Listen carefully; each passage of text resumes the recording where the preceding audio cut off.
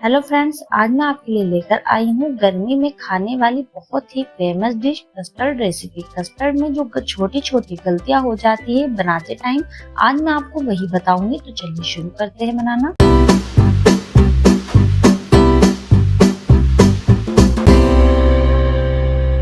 सबसे पहले हमें लेना है दूध। यहाँ मैंने 1 किलो दूध लिया है। इसमें से मैंने हाफ कप दूध निकालकर अलग रख लिया है।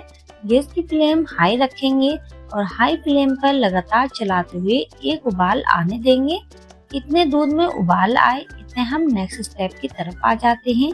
यहाँ हमने जो हाफ कप दूध निकाल कर रखा था ये वही है। इसमें हम डालेंगे 6 टेबल स्पून कस्टर्ड पाउडर। ये वेनिला फ्लेवर का कस्टर्ड पाउडर लिया है मैंने, आप चाहे तो कोई सा भी फ्लेवर ले सकते हैं।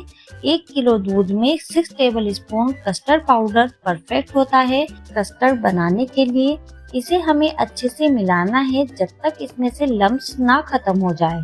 सही मेजरमेंट के साथ बता रही हूँ। आप देखिएगा, ना तो आपका कस्टर्ड पतला बनेगा और ना ही थिक बनेगा। ज्यादातर आपने देखा होगा अक्सर कस्टर्ड बनाते वक्त कस्टर्ड कभी ज्यादा पतला हो जाता है, कभी गाढ़ा। तो बिल्कुल मेरे तरीके से बनाइएगा तो आपका कस्टर्ड लाजवाब बनेगा, दिल खुश कर देगा सबका। तो यहाँ हमने कस्टर्ड पाउडर को अच्छे से मिला लिया है। अब यहाँ देखिएगा दूध में उबाला आ गया है। अब हम डालेंगे इसमें हाफ कप चीनी। चीनी आप अपने टेस्ट के अकॉर्डिंग भी रख सकते हैं, कम या ज्यादा। चीनी डालकर हमें दूध को 5 मिनट तक पका लेना है। इस स्टेज पर आप चीनी डालकर पका लेते हैं तो जो कस्टर्ड है वो पतला नहीं बनता। अगर आप पहले कस्टर्ड पाउडर डाल देते हैं बाद में चीनी डालेंगे तो उससे क्या होता है, चीनी अपना पानी छोड़ देती है जिससे आपका कस्टर्ड पतला ही बनेगा। इसलिए आपको ध्यान रखना है जब भी आप कस्टर्ड बनाएं तो पहले चीनी डालें, चीनी को पका ले 5 से 7 मिनट, बाद में कस्टर्ड पाउडर डालें। चलिए 5 मिनट हो गए हैं चीनी डाले हुए, चीनी पक गई है।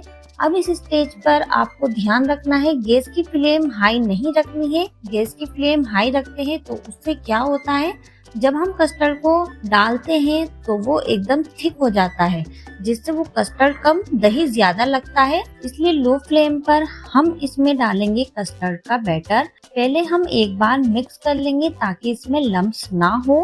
अब हम थोड़ा थोड़ा करके दूध में ये कस्टर्ड का बैटर डालते जाएंगे और दूसरे हाथ से मिलाते जाएंगे।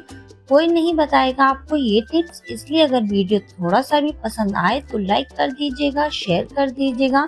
तो देखिए हमने सारा कस्टर्ड का जो बैटर है दूध में मिला लिया है। अब आप देख सकते हैं कितना परफेक्ट कलर आया है कस्टर्ड में।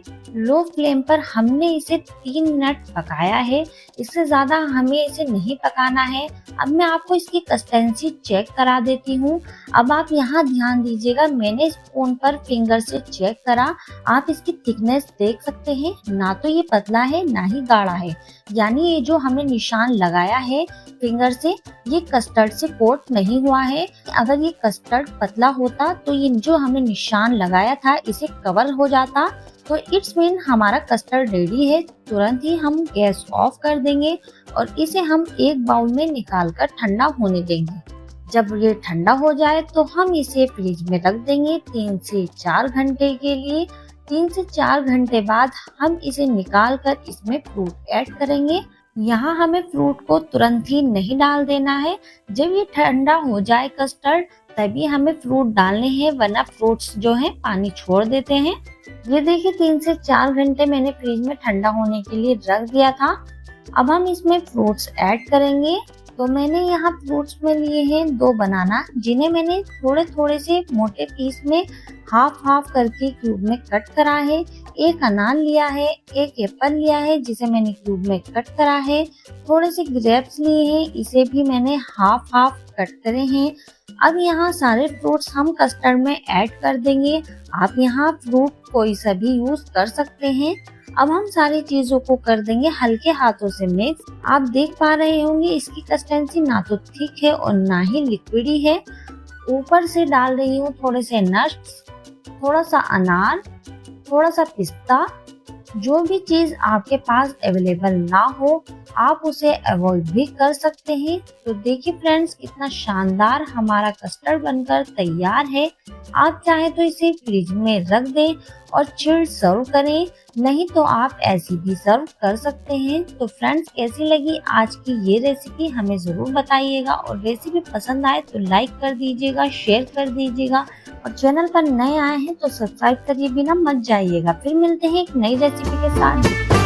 बाय, अपना ख्याल रखिएगा।